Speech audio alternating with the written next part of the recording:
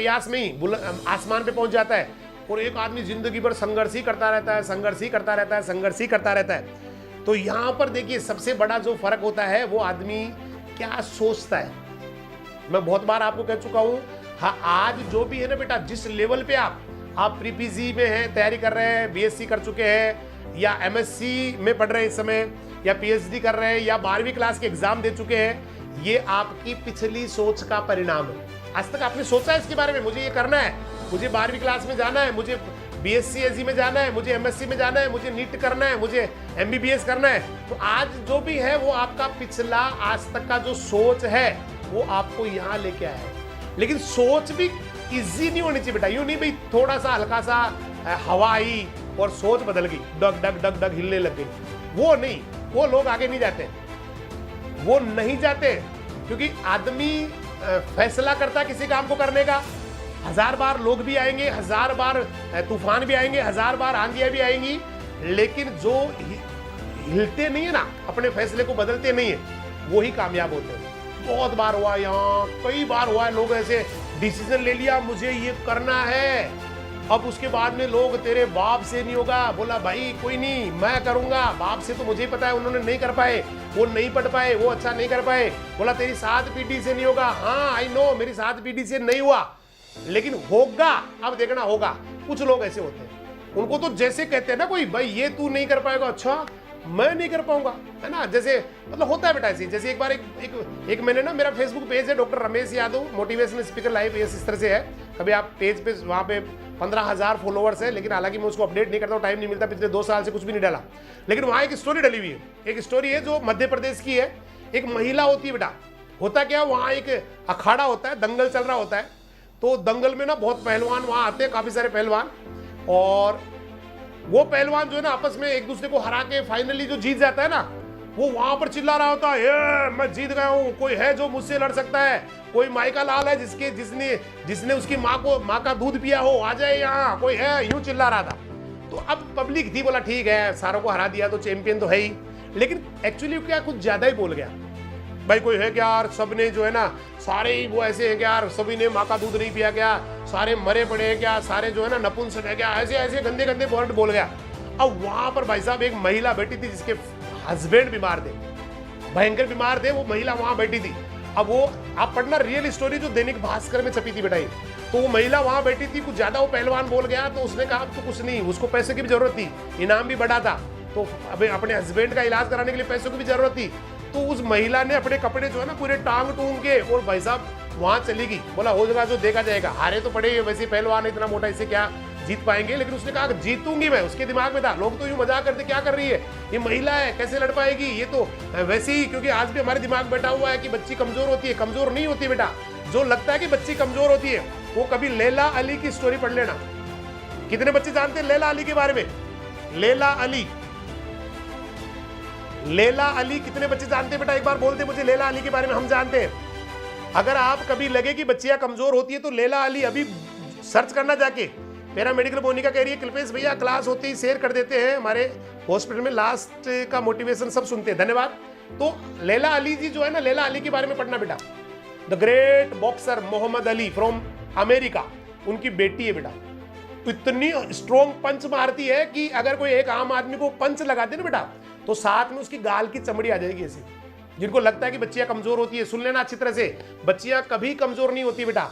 तो वहां पर भी उस महिला ने, उसको लगा सारे यहाँ ऐसे ही बैठे, सारे कोई है ही नहीं जो इस पहलवान को का चुनौती स्वीकार कर ले, तो भाई जी उसने करके तैयार और कूद पड़ी, और कूद ही नहीं पड़ी, बल्कि उस पहलवान को ऐसा धोया उसने इतनी पब्लिक के सामने कि जिंदगी में शायद कोई इस तरह से, क्योंकि मैं अच्छा हूं, ये बेटा आदमी का जो है ना स्वाभिमान होता है, लेकिन मैं ही अच्छा हूं ये उसका अभिमान होता है, ये घमंड होता है उसका। और घमंड जो है ना वो किसी का भी नहीं बचा बेटा, घमंड तो रावण का भी नहीं बचा, जिसने कहते हैं कि जिसके नाम से तीनों लोग कांपते थे, जिसके नाम से थर्राते थे पूरे देवगण, जिसके नाम से पूरी असुर जो है ना बिल्कुल हिल जाते थे, उसका भी घमंड नहीं चला। इसलिए घमंड ही नहीं होना चाहिए। तो वहां थोड़ा घमंड हो गया था और उस महिला ने ऐसा धोया जैसे कोई, है ना, तो ये होता है। लेकिन हम सब में बेटा ये ताकत है, हम सब में ये है, क्योंकि हम जिस दिन आज हम बेस्ट करेंगे, आज हम बेस्ट खेलेंगे, उस दिन बेटा चाहे क्रिकेट हो चाहे फुटबॉल हो हम बेस्ट खेलते हैं। लेकिन हम ये ना कभी कभी कैसा करते हैं डिसीजन कि आज हम बेस्ट खेलेंगे, आज हम अच्छा खेलेंगे। हम लोग तो बस नॉर्मल ले रहे लाइफ को, ऐसे ही चल रहा है, ऐसे ही चलते रहना है बस। हम जो जैसे कर रहे हैं, हमें यहाँ से लेके अपने ऑफिस जाना है या अपने खेत में जाना है, फिर से वापस आ जाना है, यही रूटीन होता है। एक महिला को देख लो, एक पुरुष को देख लो, मुझे कई बार सोचता हूँ मैं कुछ लोगों के बारे में कि यार क्या जिंदगी है, क्या जिंदगी एक फिक्स ढर्रे में, जैसे एक वो कोल्लू के बैल होते हैं उसी तरह से एक ही ढर्रे में ये जी रहे हैं। इसके अलावा कभी सोचते नहीं कुछ अच्छा करने का, इसके अलावा भी दुनिया है, पता नहीं होता।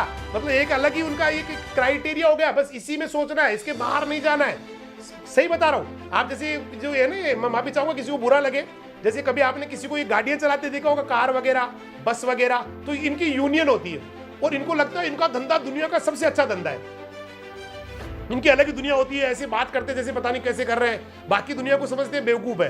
तो ऐसे खूब सारे आपको मिलेंगे जिनको लगता है कि हम ही सब कुछ है, बाकी दुनिया तो ऐसी ही है, बाकी दुनिया तो ऐसी ही है, सब कुछ ही। लेकिन उनको पता नहीं है कि दुनिया बाहर कितनी सुंदर है, दुनिया बाहर कितनी बड़ी है। जैसे एक मेंढक नहीं होता, मेंढक एक कुएं के अंदर होता है, उसको लगता है कि मैं दुनिया के सबसे बड़े तालाब के अंदर हूं। तो एक बार क्या, समुद्र का एक मेंढक आया, घूमते घूमते वो बेचारा कुएं के अंदर गिर गया और दोनों मेंढक के बीच में वार्तालाप चल रही है। और वो जो समुद्र का मेंढक है उसने कहा, भाई तू कहां पड़ा है, इतना छोटा सा कुआं है, इस कुएं में तू कैसे रह रहा है, आ चल समुद्र में चलेंगे, बहुत मजा आता है, वहाँ काफी सारा पानी है, वहाँ खूब गहरा है वो समुद्र, बहुत मजे, तू कहाँ पड़ा है छोटे से कूप के अंदर। बोला, भाई तेरा कितना बड़ा कुआं या समुद्र कितना बड़ा है? उसने कहा, बहुत बड़ा है, बहुत बड़ा, मैं तेरे को क्या समझाऊं, इतना बड़ा है कि बहुत बड़ा, बहुत गहरा है। बोला, भाई कितना बड़ा है फिर भी बता। यार मैं बता नहीं सकता ना, मैंने कहा बहुत बड़ा, उसको कोई नाप नहीं सकता, उसकी गहराई को कोई नाप नहीं सकता, उसके फैलाव को कोई माप नहीं सकता, मैं कैसे बताऊं कितना बड़ा है। अब वो जो कुएं वाला मेंढक था उसने कहा, यार ये मैं समझाता हूं इसको। तो उसने क्या, डुबकी मारी, डुबकी मार के फिर बाहर आया, क्या इतना बड़ा है? फिर उसने कहा, भाई इससे भी बड़ा है, वो तो समुद्र तो बहुत बड़ा है, वो तो बहुत गहरा है। फिर उसने और थोड़ी गहरी डुबकी मारी, क्या इससे भी बड़ा है? बोला, हाँ इससे भी बड़ा है, बहुत बड़ा है। उस कुएं वाले मेंढक ने पता क्या जवाब दिया, मूर्खतापूर्ण, मजे ले रहा है तू भाई, एक ऊपर देख, ऊपर कुएं के ऊपर से देख, इतना सा तो आसमान है, समुद्र कहां से बड़ा होगा? जब आसमान ही इतना सा दिख रहा है, समुद्र कहां से बड़ा होगा? गलत बता रहे हैं आप। समुद्र मेरे लिए तो मुझे लग रहा है सबसे बड़ा यही है। तो उस जो समुद्र वाले मेंढक थे ना, उसने अपना सिर पकड़ लिया, बोला, भाई तेरे को नहीं समझा सकता। ऐसे दुनिया में बहुत सारे लोग मिलेंगे जिनको आप समझाओ, उनको समझाओ, जैसे खूब सारे आपको लोग मिलेंगे जो फुटपाथ पे रहते हैं, अब उनको आप समझाओ, वो उनको अच्छा नहीं लगता, आप समझाओगे अच्छा नहीं लगेगा, आप उसको कहो पढ़ो तो उनको लगेगा क्या कह रहे हैं, ये फालतू का काम कर रहे हैं। कोई जैसे ढाबे पे काम कर रहे हैं लोग, बच्चे, उनको कहो आप पढ़ो, अपने बच्चों को पढ़ाओ, अच्छा करो, बोला नहीं ये गलत बात है। मतलब आप वो समझ में नहीं आएगी उनकी, क्योंकि मेंटेलिटी जो बन गई ना, मानसिकता बन गई ना, वो चेंज नहीं होती है। एक जो मैंने कहा ना, जैसे कुएं की मेंढक की मेंटेलिटी बन गई, यही दुनिया है, यही सबसे बड़ा समुद्र है, वैसे ही लोगों को लगता है कि यही सब कुछ है। बेटा बाहर निकलो, देखो आईएएस क्या होते हैं, देखो आईएएस का इंटरव्यू देखो बेटा, जब भी आपको मौका मिले, आपको लगे कि मैं थक गया हूं, गूगल यूट्यूब पे डालो आईएएस टॉपर्स इंटरव्यू, आपकी आंखों में आंसू आ जाएंगे, आपको लगेगा क्या दुनिया है इनकी, मैं क्या हूं और ये क्या है। मैं कल ही एक वो टीना डाबी जी का एक इंटरव्यू देख रहा था, मुझे लगा दुनिया में इससे बड़ा कुछ नहीं हो सकता साला, कि दुनिया की सबसे बड़ा मतलब खुशी होती है कि आदमी जो है ना, पहले ही प्रयास में वो बेटी 21 साल की उम्र में आईएएस बन गई, 21st ईयर ओल्ड ओनली, और आईएएस बन गई, सोचिए आप, और वो भी नंबर 1 रैंक हिंदुस्तान की, वो भी जनरल की, एससी कैंडिडेट होने के बाद भी उसका नंबर 1। मैंने कहा, और उनका फिर मतलब क्या लाइफ उनकी। आप सोचिए कि कभी आपको आईएएस देखना हो ना कैसे होते हैं, तो कुछ मूवीज देखना बेटा, कुछ मूवीज देखना, जैसे आप सरफरोश देखना, नहीं सरफरोश देखना, एक भूल गया, दृश्यम देखना जिसमें तब्बू जी आईएएस होते हैं, या एक आईपीएस देखना हो तो कभी आप जो है ना वेंडसडे देखना, कितने पावर होते हैं इनके पास, कितने शक्तिशाली होते हैं, 1000 हाथ होते हैं उनके, हजार नहीं लाख हाथ होते हैं बेटा। जब वो इधर से इधर हाथ करते हैं तो पूरा जो प्रशासन है वो इधर से इधर आके खड़ा हो जाता है, बहुत पावरफुल होते हैं। लेकिन वो तब बनता है ना आदमी जब वो देखता है, उसको लगता है यही दुनिया है, जहां मैं रह रहा हूँ ये बेस्ट है, मेरे आसपास में जो नौकरियां लग रही है खूब बड़ी नौकरी है ये, बोला जी फलाना जी ये बन गए। मैं नौकरी को छोटी बड़ी नहीं बता रहा हूँ बेटा, लेकिन कभी कभी हमें लगता है कि ये सही है ये, क्योंकि आज भी हमारे गांव में पता है मेंटेलिटी क्या है, भाई सरकारी नौकरी लग जा, भाई सरकारी नौकरी लग जा, चाहे तू यही बन जा, 4th क्लास में लग जा, 3rd क्लास में लग जा, ये लग जा वो लग जा, उनको लगता है यही। और फिर लोग डिसाइड ही वही कर लेते कि मुझे यही बनना है। देखिए जो डिसाइड करता है ना, उससे ऊपर कभी किसी को नहीं मिलता है बेटा। एक आदमी जो डिसाइड करता है कि मुझे 50,000 रुपए पर मंथ कमाना है बिजनेस करके, नौकरी से, कैसे भी, वो कभी भी 60,000 नहीं कमाता बेटा। एक आदमी डिसाइड करता है कि नहीं मुझे ना 10 लाख रुपए पर मंथ कमाना है, तो वो कभी भी 15 लाख नहीं कमाते हैं। तो जब आप ये डिसाइड करते करते, लेकिन बहुत सारे ऐसे लोग हैं जो डिसाइड करते हैं कि मुझे 100 करोड़ रुपए पर ईयर कमाने, 100 करोड़ पर ईयर। अब आपको लगेगा 100 करोड़ पर ईयर भी कमाते हैं, हजारों कमाते हैं। इस दुनिया में हजारों लाखों ऐसे व्यक्ति हैं जो पर मंथ के 100 करोड़ कमाते बेटा, 100 करोड़ से भी ज्यादा रुपए कमाते हैं। क्यों?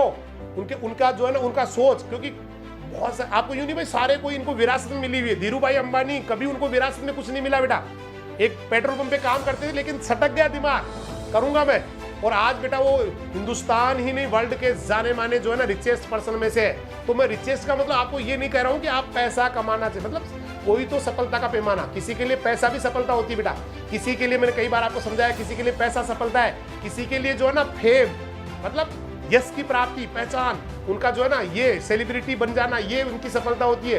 किसी के लिए जो है ना पढ़ाना सफलता है, सबकी अलग अलग सफलता है बेटा। तो आपका जो भी सपना है ना उसको बहुत मजबूती से पकड़ लो बेटा, कुछ भी हालात आए, हवाएं धक्के मार रही है, नहीं छोड़ना उसको। हालात खराब हो गए, मतलब लाले पड़ जाते कई बार खाने के भी, लेकिन अपनी जो बात आपने पकड़ ली ना, जो फैसला कर लिया, उसको नहीं चेंज करना है। कभी भी कुछ भी हो जाए नहीं चेंज करना है, क्योंकि फैसले, मैं एक लाइन कहता हूँ जो मैंने कभी किसी से नहीं सुनी है बेटा, मुझे खुद को वो मुझे अच्छा लगा, मैंने वो लाइन कई बार कई मोटिवेशनल प्रोग्राम बोल दी कि फैसले गलत या सही नहीं होते, फैसलों को सही साबित करना पड़ता है। आपने डिसाइड किया मुझे नीट में जाना है, आपने डिसाइड किया मुझे प्री पीजी करनी है, मुझे जेट करना है, मुझे आईसीआर करना है, ये फैसला अभी ना तो गलत है ना सही है। लेकिन अगर आप उसको ईमानदारी से काम को नहीं कर रहे और सफल नहीं हो पाए, फैसला गलत है। अगर आपने मेहनत कर ली, आप बन गए डॉक्टर, आप चले गए आईसीआर में, आप चले गए प्री पीजी में, बन गए आईएएस, या जो भी आपका सपना है वहां पहुंच गए, तो फैसला हो गया सही। बाकी कभी जिस समय डिसीजन लिया जाता है वो ना सही होता है ना गलत होता है।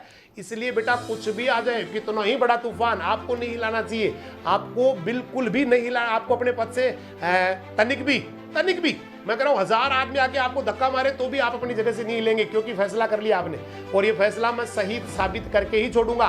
कभी भी किसी भी सूरत में कुछ भी हो जाए, मुझे ये करना है, मेरे अंदर का जो है ना ये जमीर है, मुझे ये मेरा जो दिल है वो ये कह रहा है, मेरा माइंड भी ये चीज मान रहा है, तो आप बेटा रियल में उसको कर जाएंगे, क्योंकि सब कुछ आपके अंदर है, कहीं नहीं जाना, कोई ईश्वर आपके लिए आने वाले नहीं है, सारी जंग आपको जीतनी है। दुनिया आपको जो है ना, दुनिया में बार बार कहता हूँ, दुनिया आपके सामने बहुत कमजोर है, अगर आप अपने पावर्स को पहचान ले और जो भी चाहेंगे वो ही कर जाएंगे, जो भी आपके सपने हैं वो ही पा जाएंगे।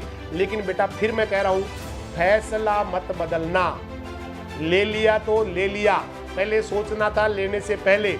अब अगर समुद्र के मझधार में आ गए ना, तो अब चाहे तूफान आए चाहे कुछ भी आए, अब लड़ना है बेटा हालात से, अब लड़ना है समुद्र की लहरों से, अब लड़ना है तूफानों से, अब लड़ना है कैसे भी बुरा वक्त आ जाए उससे लड़ना है, विकट परिस्थितियों से लड़ना है ना, सब अभावों से भी लड़ना है, कोई नहीं फर्क पड़ता, अभावों से लड़ना है। दुनिया में ऐसे बहुत लोग मिलेंगे जिनके पास कुछ नहीं था बेटा, खाना भी नहीं मिलता था टाइम पे, पहनने के लिए बहुत अच्छे कपड़े उनके पास नहीं होते थे, एक ड्रेस से जिंदगी चलाते थे वो, लेकिन आज बेटा बहुत बड़े तूफान है वो, बहुत बड़े तूफान है। इसलिए इन हालातों के, इनकी वजह से कभी भी अपने लक्ष्य से मत भटकना, करना बेटा कोई नहीं। अगर आप योग्य है ना, अगर आप योग्य है और आपके पिता ने आपके लिए बेटा अपनी जमीन भी गिरवी रख दी है ना, तो भी सस्ता ही सौदा है, महंगा सौदा नहीं है। अगर आप योग्य है, मैंने क्वेश्चन मार्क लगाया, उसके ऊपर स्टार मार्क लगाया कि आप योग्य है, योग्यता जरूरी है बेटा, योग्यता जरूरी है, हिलना नहीं है। मैं आपको एक छोटा सा लास्ट में स्टोरी बता रहा हूं। कितने बच्चों ने ब्रुकलिन ब्रिज का नाम सुना है?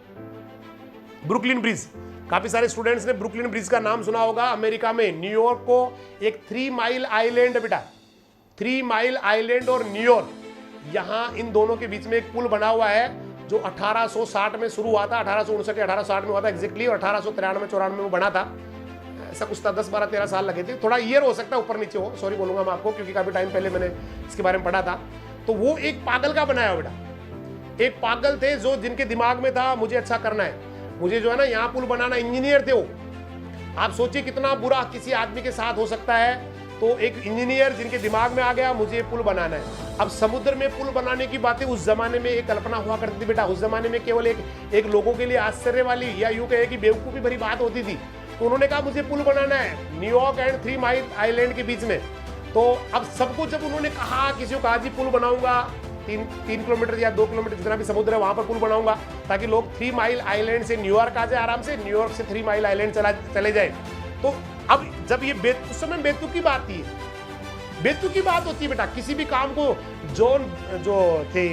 जॉन राइट ब्रदर्स उन्होंने कहा उड़ाऊंगा मैं, लोहे में उड़ाऊंगा, लोहे को हवा में उड़ाऊंगा। अरे बावला हो गया क्या, है ना। ग्राहम बेल ने कहा लोग बात कर लेंगे, यहाँ बेटा किसी और से बात हो जाएगी, क्योंकि पहले ये मानते थे कि आमने सामने ही बात हो सकती है, लेकिन मैं बात करवा दूंगा किसी से। बोला बावला है क्या। तो ये जो बावला है क्या, बावला है क्या, बावला है क्या, जिन्होंने सुना ना और फिर उसका असर अपने दिमाग पे इतना पॉजिटिव कर लिया, हाँ मैं बावला हूं जी, मैं पागल हूं जी, मैं तो बेवकूफ हूं जी, लेकिन मैं तो आपको करके दिखा दूंगा एक।